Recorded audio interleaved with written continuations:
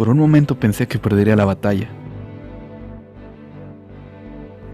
que terminaría como uno más de esos soldados que simplemente desertan. Malagradecidos que escupen las manos que por largos desiertos les dieron de comer pan y libertad.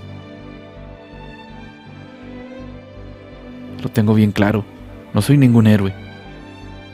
Me vi reflejado en el espejo de mi humanidad y me di cuenta lo lejos que estaba de tu eternidad.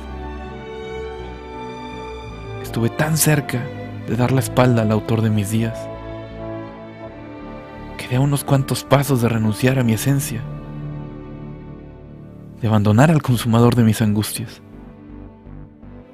Por un instante pensé estar mejor así, porque cuando la gracia es algo tan fácil de olvidar, perdemos el propósito de nuestros años.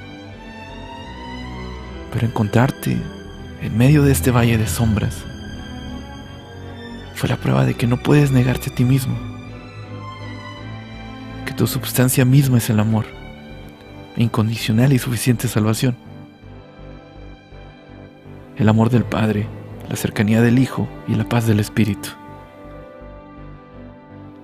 Es cierto, la caída fue desde un punto muy alto, y en efecto, estoy roto, pero al menos ya en las manos del alfarero.